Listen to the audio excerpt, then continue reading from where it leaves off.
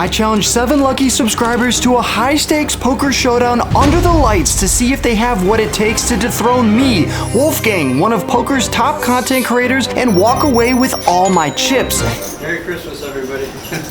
Merry Christmas. It all started last December with my 12 days of Wolfmas, where 7 winners earned an all-expenses-paid trip to Champions Club in Houston, including their buy-in for an epic battle on the felt. Many of you aren't shy about calling me out in the comments, so I'm giving my subscribers the ultimate chance to prove it on the felt and take me down once and for all. I'm here in Houston with my content producer Lucas, joined by our 7 lucky subscribers for an action-packed poker live stream. Each starts with $1,217 in front of them, but trust me, this game grows fast. Winners can match the stack with their own money, and by the end of the night, things get wild. We even see a $320 straddle. After everyone is settled into their hotel room and takes their seat at the table, they all take in the moment and learn what it really means to sit under the bright lights on a high-stakes poker live stream. Feeling good. I thought I'd be a little more nervous. Stream's not up yet, so I don't have a bunch of money in front of me, so I can't lose yet. Over at the cage, I'm pulling out over $10,000. I should actually grab a little bit more for me, because I should be punting, right? That's not just my stack, it's also the 1,200 I'm handing each winner at the table to start. With their chips on the table and a dream to win big, everyone is ready to battle for their chance at poker glory. I gave Lucas creative freedom on this one, and he really took it to the next level. No, it was just a little bit of a personal touch I'd added. But what I didn't expect was for the action to start hot in the very first hand, where Ian picks up pocket kings versus Yana's queen jack. Opening it up, looking down at kings first hand, you gotta feel pretty good about yourself. Ian ends up winning this $350 pot on the turn, but pocket kings is definitely a way to get us started off for the night. Raking in after winning that pot, I mean, we start to kind of ease in a little bit, and that definitely calmed me down for sure. In just the third hand of the stream, Lucas pays off Yana in a $650 pot with just third pair. Luke pays it off. Nice pickup there for Yana. We all played together at the tables last night, and I definitely don't blame Lucas for calling down light here. As you'll soon find out, Yana is quite an aggressive player. But don't worry, you guys, because on the fourth hand of the stream, we're getting in on the action with pocket kings in the small blind. A fun part about hosting your own game is you can pretty much do whatever you want. Well, we decided to play the small blind game, which means everyone tosses in $5 to be placed on the button, and the only person that can win that bounty is the person in the small blind. As the button moves around the table and no one has won the bounty, the button player has to put $5 on it. So yeah, it definitely gets pretty enticing when there's $100 or $200 on the button. I'm in the small blind. I make it $75 to go with pocket kings, and Rob 4-bets me to $320. Action's back over to me. I decide to 5-bet shove for a little bit less than $1,200. Lucas, do you have a favorite locomotive? I think I like trains.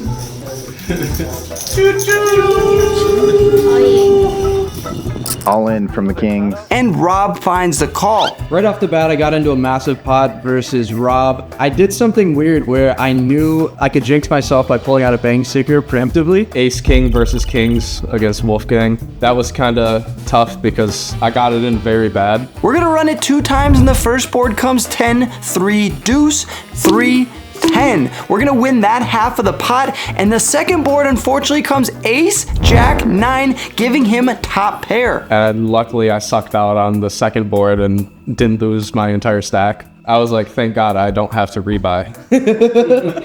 The turn and river come no help, so we're gonna be chopping up this $2,400 pot with seat number 9, Rob, in just the 4th hand of the stream. I didn't really want to scoop Rob right off the bat, happy he didn't have to rebuy. And with that hand in the books, I think this is a great time to introduce you all to Rob, one of our 7 lucky winners enjoying his time on the big stage here in Houston. Playing on a live stream for the first time, I didn't even feel like any pressure really from the live stream. I was just playing poker. So I went to the bathroom and I was checking the stream, and we had way more comments since the last time I checked my phone, and I was like, what the hell's going on here? There wasn't really anything super crazy, and it was all like comments about Rob. I didn't really think Rob had this many friends. Funny comment was, that Rob is submissive, breedable. Yeah, submissive and breedable. So I went back on stream and started talking about Rob, and I think that definitely spurred on the chat as well. Definitely a fan favorite. Jumping right into hand 5. That's right, already this much action, 5 hands into the live stream, we see Lucas and Yana getting into another big pot, and I can definitely tell Lucas was looking for revenge in this one. Uh-oh. Kings and queens now for Yana, but Luke makes Broadway. Lucas had just lost a decent sized pot to me, and I had thought maybe he's bluffing, he's upset, he's tilted. I end up calling, and I am dead to the straight. Big collisions early here. It's time for Bill and Jacob, 2 of our other lucky winners, to get into a big pot with pocket kings now, and Jacob has already made up his mind that he's gonna go all the way with this one. And the Kings will hold for a $990 pot. The action continues with another big pot in just hand number 12 of the stream, but this time it's one of the biggest bluffs of the night. Lucas opens it up to 15 and B-Mock in the cutoff makes it 55 to go. I'm in the big blind with 7 deuce, and we have the 7 deuce bounty on as well, so if I win with this exact hand, I'm gonna get 25 bucks from everybody else at the table. I decide to call, and Lucas comes along as well. 3 ways to the flop, which comes queen 9-9 rainbow. B-Mock now bets out for $75. I fold, but Lucas finds the call, bringing in the 10 of hearts on the turn. Lucas now check raises B-Mock's $125 turn bet all the way up to $400, and I love the play from Lucas. B-Mock beats him into the pot. Luke not feeling that great about it. You know, I'm thinking to myself, all right, I'm gonna raise on this turn. Like this is a great spot. Like he's never gonna have king jack here. Making my way downtown, walking fast, faces past, and I'm homebound. Guy beats me into the pot. This guy's already in the pot before I can even count up my chips. I mean, what a fucking sicko. He puts in the call, and the river comes a terrible card for him. It's the queen of diamonds. Let's see what Lucas is made of. He rips it all in, covering B-Mock for $857. And B-Mock folds the straight. Luke shows it, windmills the bluff. And now I wonder if I could fall. Lucas flips over his 2 napkins like a boss, and B-Mock is left sitting there wondering whether he could have found that amazing call. I really didn't want to bluff it, and then I'm like, well, fuck, I mean, I just lose every time with 8 high here. The board double pairs on the river, and I thought for sure that Lucas had a full house. It was rather upsetting. This definitely won't be the last we see of Brian tonight, as he managed to win 3 pots with 7 deuce alone, all from the small blind. I think I might be starting to really like this guy. You know, I got in that big hand versus Yada. I had 7 deuce. I'm all in. He's gonna put the max pressure on here. When I shove there, I'm thinking fold, fold, fold, fold. Otherwise, I'm going home. Even though the action has already been crazy, I figured a round of drinks is exactly what the table needed to loosen things up. I propose a toast to our 7 lucky winners, and I make sure to do it before Lucas has gotten back to the table. Oh, wait for Lucas. Alright, fine. Cheers. Cheers.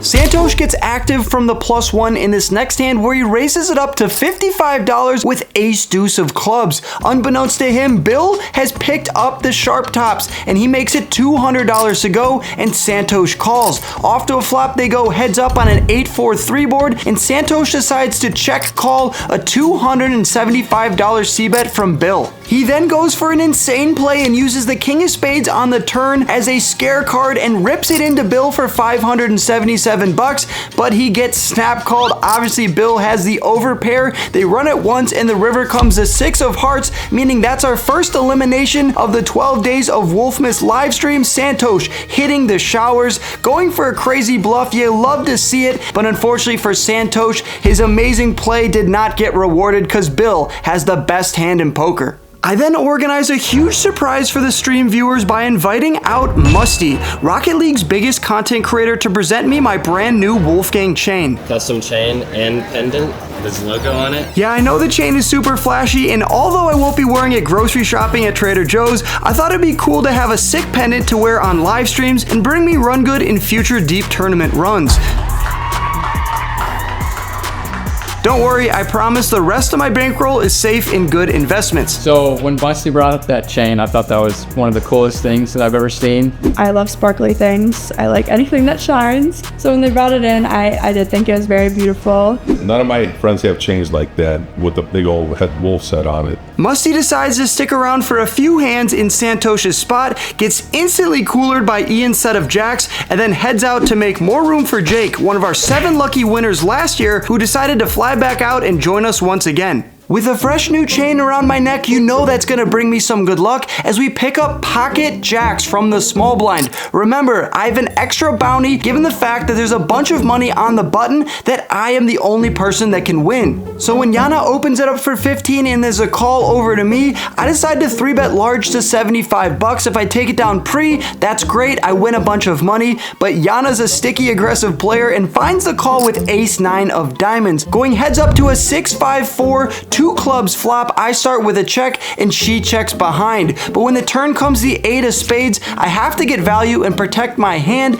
I decide to bet out for 105 bucks. She puts in the call, off to the river we go, which comes the 10 of spades. I value bet once again for 255 bucks, but with just ace high and a 9 blocker card, she can't find the call. We're gonna take this one down, and I love windmilling my cards to the table, which means I'm gonna take down all that money on the button, and they have to toss out another 5 bucks each to replenish the small blind game. Paying off the chain one pot versus Yana at a time. What do I think about Wolfgang as a player? I for sure thought he was just action and splashing around. I learned that he was a little bit of a nit.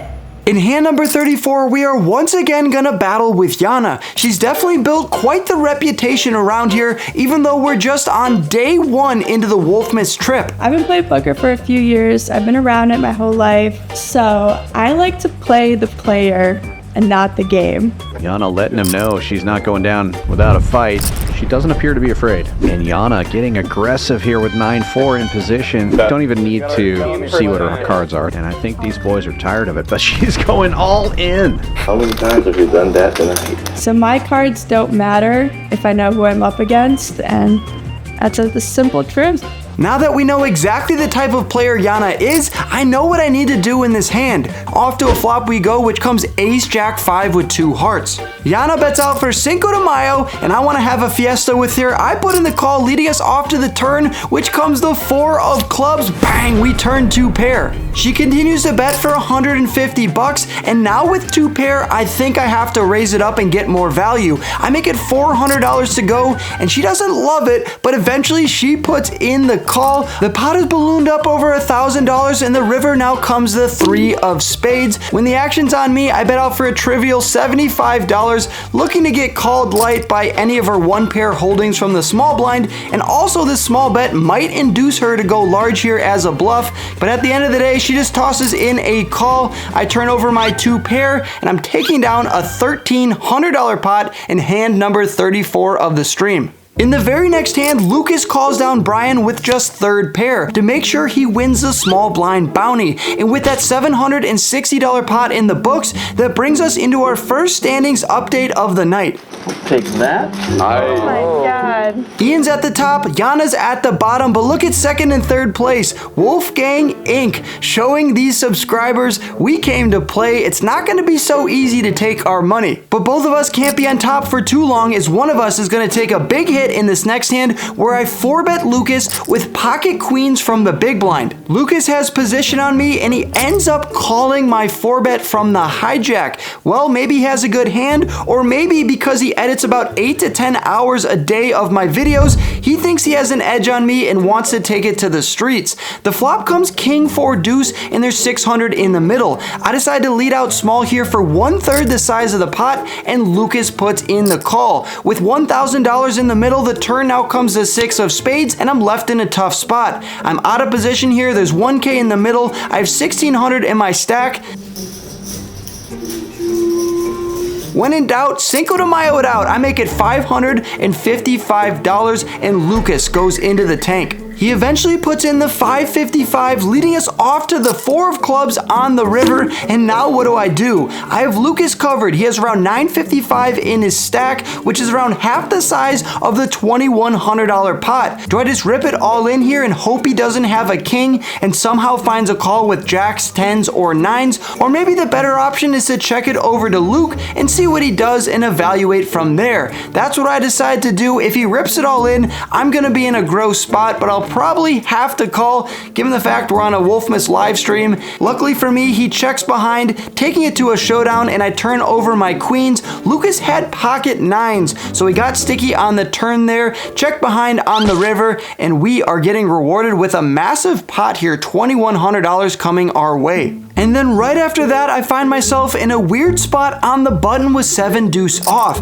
Ian opens it up, Rob 3-bets him to 55 bucks, and I 4-bet to 155 with the 7 deuce offsuit. Only Rob is the only player to put in the call for the 155. We're taking it to a flop, which comes jack 7-6, giving me second pair. But Rob doesn't check it over to me. Instead, he donk bets into me for 150 bucks. Well, I have a pair of 7s. I can't be folding when I 4-bet the 7 deuce off and I make a pair. I find the call and we're off to the turn, which comes the 5 of spades. Rob doesn't slow down. Instead, he bets out for 225 bucks, and I gotta get sticky once again. I still have second pair, and Rob is either representing top pair being a jack or maybe a flush draw. So I put in the call once again, leading us off to the river, which comes the 10 of spades. I'm really hoping that Rob slows down and checks it over to me. That way I could either check behind and take it to a showdown, or maybe I could go for a massive bluff on the river and try to get him to fold a better hand.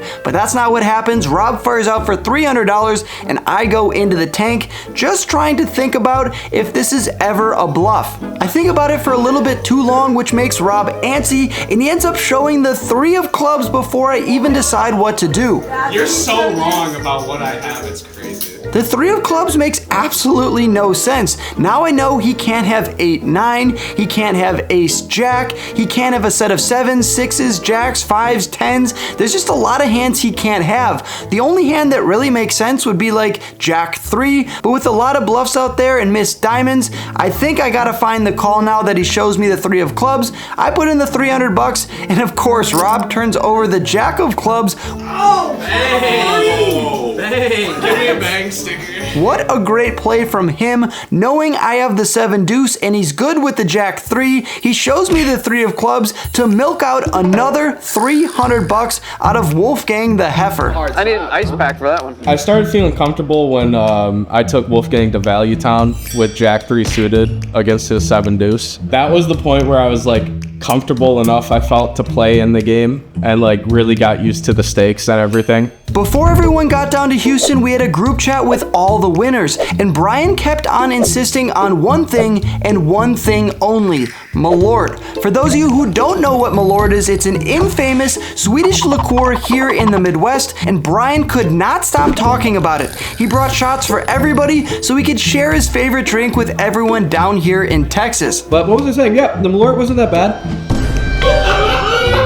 That's right, I've never had it before, and apparently it's one of the worst tasting shots money can buy. Yana and Rob were scared for their lives, and it took quite a lot of convincing to get them in on it. We all headed up to my hotel room on break to take it, since they wouldn't allow us to at the table. It tastes like herbs. Get him. Oh, yeah. Yeah. Water's gonna do it, buddy. I've done one, and then they're like, and I said I would never do it again, but here I am. That's the Midwest special, baby. My Chicago buddy Lucas here. We might have been unlucky with the Malort shot, but who wasn't unlucky was Ian and his rivers. He couldn't miss a single one throughout the night, especially with a queen in his hand. Queen again. Oh my God, how do you call that fucking check raise on the flop? What? Fourth quarter, Ian definitely surprised me. He was making some crazy floats. Love to see it. Cards were coming, that's for sure. Rivers were Rivers were getting there. Made a couple good calls. Ian's miracle run continues in this next hand with pocket nines in a $3,600 pot versus Jake, our biggest hand of the night so far. Jake was actually one of our winners last year, and he loved it so much he had to come back to champions again for round 2. My biggest hand of the night was pocket kings. As soon as Ian snapped me off, I was like, I'm dead. Not good. Pretty bad. Next year, I think Jake will be back. Can't get rid of this guy like a cockroach. He likes to donate money. So, how does it feel to dust off so many chips? Not great. Next question. All right, now that we've met Ian and Jake, let's pick the action right back up again with pocket sixes, this time from the +3. I open it up to 30 bucks and Lucas now 3-bets me to 110 from the big blind. We're playing the nit game and both of us still have our buttons, which means we are very incentivized to win a hand, turn over our cards, and get rid of our button. The last person with a button in front of them is gonna have to pay the tax to the rest of the table. So when Lucas makes it 110, I'm going absolutely nowhere, in position with a good pocket pair. Let's take it to a flop. The flop comes ace king 10 all diamonds, and even though Lucas might have a royal flush, he decides to slow down and check it over to me. I'm not gonna fall for this trap. I check behind, bringing in the 4 of spades on the turn, and now Lucas bets out for 80 bucks. With the 6 of diamonds in my hand, I have an interesting spot. This is probably just a fold against Lucas's 3-betting range from the big blind, but we're playing the nit game, so I decide to put in the call with my 6-high flush draw, and we bank it on the river when it comes the 8 of diamonds. Now that we made our flush on the river, when Lucas bets out for 180, I put in the call, and he's surprised to see pocket sixes floated him on the turn when he turns over jack 3 of hearts for just the jack high bluff. Wolfgang safe now. 3 players left in the nit game. Get rid of this one too. With the combination of that last hand and being relentlessly bullied all night by Yana, it looks like he finally had enough in this next hand where he 5-bet rips it on Yana in a $2,300 pot with just 5 high. When Lucas re-raised me, I wasn't worried at all. I was gonna jam on you regardless. Oh my god. But once it came ace high, it was a strong turning point for me. We could just punt away there, you know, like just punt the whole stack. I thought I was dead when you snap called. I can't even lie. I was like, 4-5 suited? I mean, great. Even though Lucas lost his $2,300 pot, I love the effort. He was just showing the table, and specifically Yana, that she can't just bully everyone all night. Eventually, someone's gonna take a stand. Picking it back up in hand number 64, it looks like Lucas is completely off the deep end at this point, as he once again tries to push Yana off one of her light raises, but she's just not having any of it. Classic Yana. I blocked 7 deuce. I can't call. Every fucking time I look down at a hand, there's a raise, and then Yana has also raised it up again, like with a 4-bet. Like, how can I play anything at that point? Another winnings update here. Ian is running away with it up 3,400 bucks. I'm in second place up 1,200, and Yana and Lucas have now flipped spots. She's in the green, he's in the red with a lot of time left to play. Ian, stacked up, bricked up, facts. On the turn, Brian hits the jack of hearts, giving him top pair, and the river gives him 2 pair, and Lucas as well. He now bets out for 350. Lucas shoves for 425 and he snap calls, and Lucas is left seeing the result of this disaster hand from him, his night going from bad to worse. With the nit game on and the alcohol flowing at this point, it looks like Lucas isn't the only one making mistakes at the table, especially when I made sure Rob was the next victim. Oh wait, no. Oh, you fucked me. You show 1 card, eat my ass. Eat my ass. I then finally complete the ultimate goal of winning with the 7 deuce game, where I c-bet Jake on a jack 6-5 board. He folds his king queen high, and I windmill the 7 deuce to the table. Everyone shoot me over 25 bucks. Wolfgang checking dark out of position, hits top. After the action goes check on the flop, the turn comes the 5 of spades, and I fire out for 95 bucks. I think this is a good bet because it's gonna target all of his kings, queens, jacks, and worse aces that will pay me off for at least 1 street. Ian puts in the call, and we're off to the river. I really don't like this river because now we're chopping against any ace that we had beat on the turn. I'm still beating those kings, queens, and jacks, and I bite out for 175 and immediately immediately get raised up to $500 from Ian. Does he have a 5? Does he have an ace? And we're gonna chop. I mean, honestly, he could have had anything. You could put him on anything, but I thought he had maybe like middle pair, something like that. Well, I gotta put in the call, and he turns over ace queen offsuit, and I have to slow roll him for that gross suck out on the river. Slow roll. He's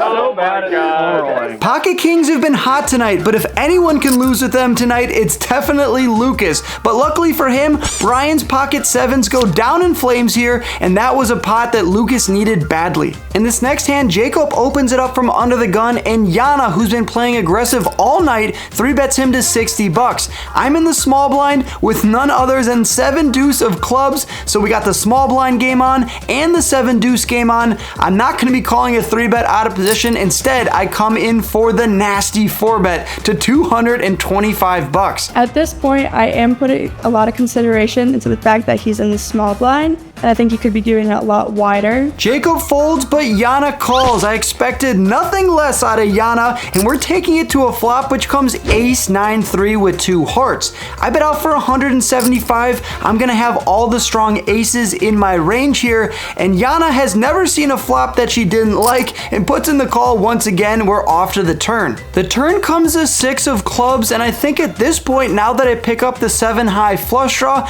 I gotta keep on betting. Sure, it's scary that Yana called on the flop, but I think a player like her is gonna be calling with all of her other pairs, not just a pair of aces, so I think I can go for a large bet here and start to get some of those pocket pairs to fold. I decide to bet out for 675 bucks. Goes big. Come on, Yana, just once in your life, fold your cards. They're surely not good. I'm representing ace king, ace queen, pocket aces even. So I thought maybe she'd give me credit for ace queen, ace king. But unfortunately, she doesn't fold.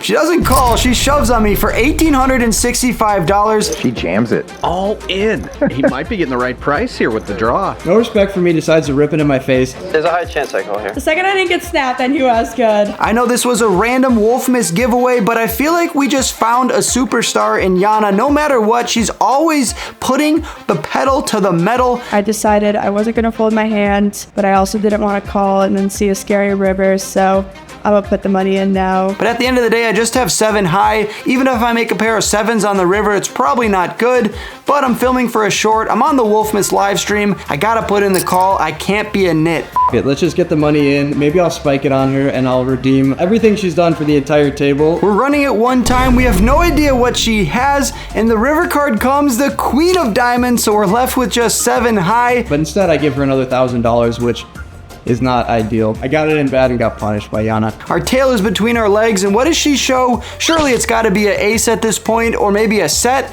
No, it's pocket kings. What an absolute gangster shove on the turn. Got me to put it in bad with 7 deuce of clubs. I can't hit, and she gets $4,500 and the opportunity to bang me. Oh, nice man, yeah. There's some aggressive bangs. I won a big one, and I got to apply the bang sticker. It wouldn't be a champion strip without ordering some delicious steak and creamed corn. Jake from Chicago came out here to donate his chips, but also to get a filet mignon. I came back to Champions this year because the filet is top notch, probably one of the best in the world. It's an awesome club. Love hanging out with the fellas, and there's some great games, great action down here. The river might have been friendly to Ian tonight, but the turn was on the side of Brian in this one as he picks up a set of queens to cooler Ian's pocket kings. Ian somehow checks the turn and Brian checks behind. What a tricky guy Brian is. The river now comes the 9 of hearts, and Ian's playing so far above the rim, he checks his cards once again. BMOC goes for the $425 value bet, and of course Ian has to call with his overpair, but Ian, you lost the minimum there. How do you check the turn and the river and then not check raise on the river? BMOC, brother, get all the money. I checked the turn and got max value on the river. I think about max value on the river. You sure about that? You sure about that? In this next hand, number 87 to be exact, it looks like we finally have our second elimination of the night. Jacob and Bill get it all in pre, and Bill's gonna be in a commanding shape here. Kings versus King Jack. They run it twice. Bill takes the top board and then the bottom board as well. He's greedy. Jacob is from Canada. He was way too nice. He gave Bill all of his money, and now he's on a one-way flight back to Nova Scotia. I mean, for $1,600, that's the best experience a guy can have, so I'm not complaining one bit. As we update the winnings once again, we can see that it's extremely divided, with everyone being either up or down over $1,000. But the one narrative I want to point out is that Lucas and myself are both stuck pretty big, so it looks like the subscribers have gotten one back on us, at least so far in the video. It looks like bad news wasn't only coming Jacob's way, as we see Pocket Kings once again get cracked here in hand number 88. Lucas 3-bets in pre-flop and Jake calls with the 8-6 of clubs and just flops the second nuts. Lucas check calls a $50 bet, but when the turn comes to Jack of clubs, Jacob now sizes up and Lucas is in a tough spot, but eventually calls once again. When the river comes the ace of diamonds and Jake now bets out for $275, Lucas gets a little bit vocal knowing that he's not good. Can there be a worse sport for Pocket Kings to ever exist? But unfortunately, he can't find the fold. He pays Jacob off, and he's gonna win it with the Jack High straight for over $1,000. Man, Luke has been having a rough one. One could say poker is about playing the person, not the cards. I did not play the person tonight, nor the cards. I played neither. Well, guess what, Lucas? You know who is playing the cards tonight? Me, with Pocket Queens once again, this time in the +2 position. It looks like more bad news for Lucas, as he's playing for the small blind game and is on a short stack. I 3-bet the queens to $75 and he shoves for $245 when the action's back around to me. Of course, I call with the third best hand in poker. We're gonna run it one time, and the board does not do Lucas any favors with ace-5 offsuit. He picks up a lot of outs on the turn, but the 4 of hearts on the river seals his fate. Hand number 89 in the books, $525 headed my way. This next hand gets insane. Yana straddles to 10, Rob calls. I make it $55 to go with ace-4 of clubs, and both Yana and Rob call. The flop comes 10-8-5 with 2 clubs. I have the nut flush draw, so when it checks to me, I fire out for $100, and Rob is sticky and puts in the call, bringing in the deuce of diamonds on the turn.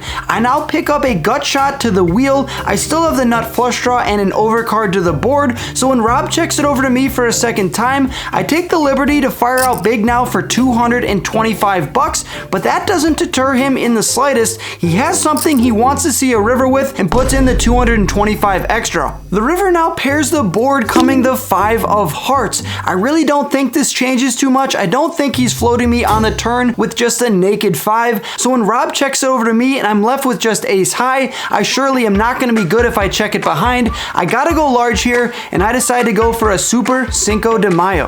The Super Cinco de Mayo. I'm expecting a lot of folds out of Rob. Maybe he thinks about it for a little bit, but then eventually folds, but absolutely not. He takes a page out of my book and choo-choos me all the way up to $1,500. Oh no, not the choo-choo. What the f is this? How do I flop this shit? Obviously, there's nothing for me to do other than fold my ace high, but when the cards are exposed, he has 6-5 of spades. He did in fact call me on the turn for that pretty big bet and just binks the river, gets to check shove and show all of his friends back home who's the boss, and the chat goes wild. The chat's really gonna love you. Wolfgang's a fucking nit, man. Dude, this is insane. This is starting to get ridiculous. This is starting to get insane, brother. Congrats, man. Yeah. Nice hit on the mother. I mean, I was kind of hoping Rob would touch my chest the entire night, and when he finally put that bank sticker on it, it was like fireworks going off. It was really enjoyable slapping the bang sticker on him twice. We once again opt for another round of drinks and yet another cheers, this time with Lucas absent once again. I think he had to go take a breather after realizing he's lost the equivalent of a 2008 Honda Civic tonight. Poker is so easy. Hey, Lucas lost $25, didn't even know it. There he is. Point the camera on this guy. And what would this live stream be without pocket aces getting cracked? Brian is the recipient, Bill is dishing out the goods, A6 of clubs making the nut flush on the turn, actually picking up a royal flush draw that didn't come in on the river, but still $930 is his reward. And then shit really hits the fan when the 10, 20, 40, $80, $160, and $320 straddles get put on, Rob putting in the biggest of the bunch. The action folds around to Lucas in the $80 straddle, who looks down at 8-9 offsuit, and he's all in for $850. If you do the math, that's less than 3 big blinds, so before you guys go hate Lucas in the comments saying you're just punting money, you're down a bunch of money, Lucas, well, that's actually true, you're right, but it's just 3 big blinds, so he's got to put it in here with 8-9 offsuit. Hopefully he gets it in good. Brian actually ends up folding a better hand, Jack-9 offsuit from the 160 straddle, and Rob decides to call the additional $530 blind. So actually a pretty good spot for my content producer Lucas, who's gonna get it in with 9 high against a random hand. They both decide to turn over 1 card before the flop, turn, and river are put out there. Lucas turns over an 8 and Rob turns over a 6. The board runs out King 10 9, the turn comes the 9 of clubs, and the river comes the 6 of spades. Rob has a pair, but Lucas has 1 more card to turn over, and it's the 9 of hearts, giving him 3 of a kind. It looks like Lucas's night is finally turning around, a $2,000 pot being pushed over his way. You're not gonna fucking believe this, Lucas. Oh my gosh. No, I was like, dude, you're not gonna believe this, dude. I'm like, am I not gonna believe it? After a little bit of dramatics, Rob looks at his cards and then tells Lucas the bad news.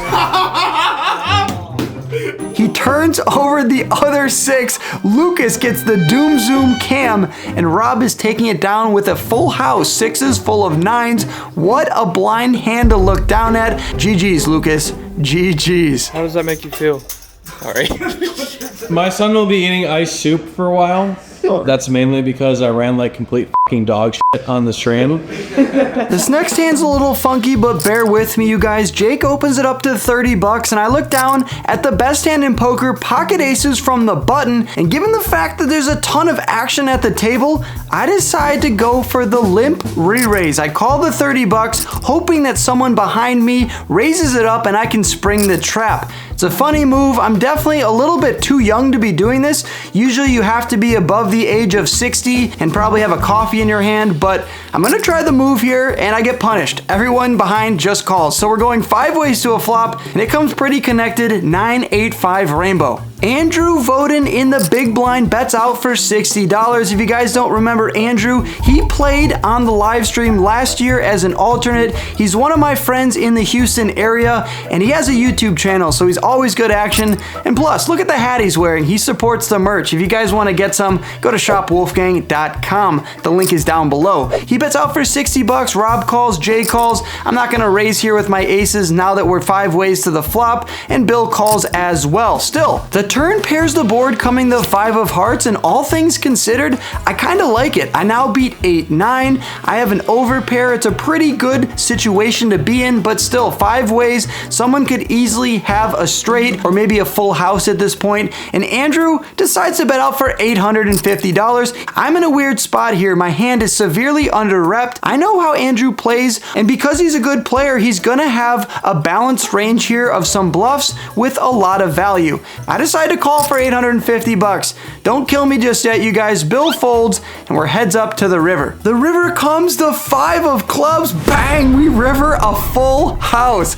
Are you fucking kidding me? What a dream situation. I didn't just invite Andrew to be an alternate for this stream just because I like the guy. I also knew that I was gonna punish him in one of the most disgusting ways possible. I make a terrible call on the turn and get rewarded with the best full house. He immediately slows down and checks. I know I have the best hand. I get greedy and shove all in, and he snap folds 7-6 offsuit. He flops the straight, the turn pairs the board, the river makes him puke, and look at that. Zoom in on Andrew. What a disaster river card from him. And of course, I'm not gonna be a good sport about this. I'm gonna gloat right in my friend's face. How do I have aces there? I almost ripped turn. But then in the last hand of the night, we're not done with Andrew Voden just yet. I get the $80 straddle out there, and he raises it up with my favorite hand, pocket 7s up to $200. Ian calls, and Yana is not done with her tricks. She's sensing that the stream is coming to an end and wants to go out with 1 speed. 100 miles per hour. She makes it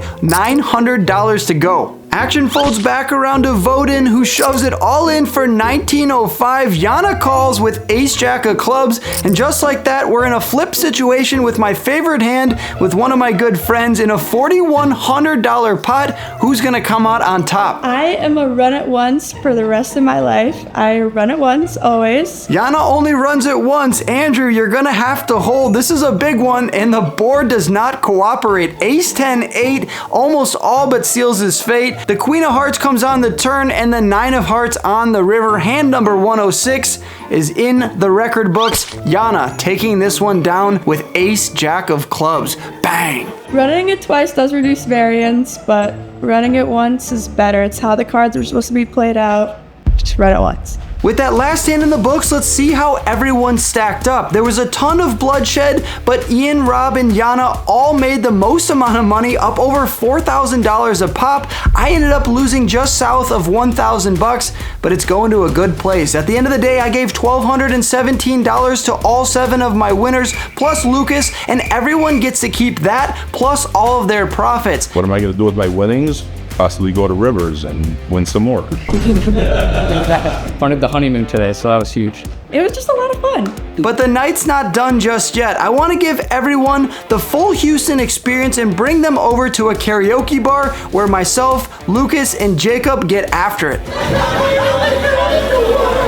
We then pivot back over to gambling when I get word of an underground baccarat room with pit bosses and just a Vegas type vibe in a strip mall in Houston. Definitely not something I'd recommend going to alone, but we pulled up 15 deep, so it was definitely a fun time. I then get a text from my buddy Joker Jerry, who wants us to come over to his room. You guys might have heard about it recently. It's the room that Adrian Peterson got into a fist fight with someone at the table. Fortunately, no one got in any fist fights when I brought my subscribers there, but Joker Jerry's room capped off an insanely fun weekend. It wasn't just fun for my subscribers, it was also awesome for Lucas and myself. It was a culmination of 12 straight days of grinding in December, both for myself on the tables and Lucas on the computer editing. What an amazing experience. Shout out to everyone at Champions that made this possible, and if you guys want to win, remember to tune in December when I run it back this year, even bigger and even better. I appreciate all the support, you guys. I love doing stuff like this because I love you guys and I love giving back. Good luck on the felt. Make sure you drop a like, a comment, and a subscribe if you haven't already. Go buy my merch, and I'll catch you guys in the next video. Peace.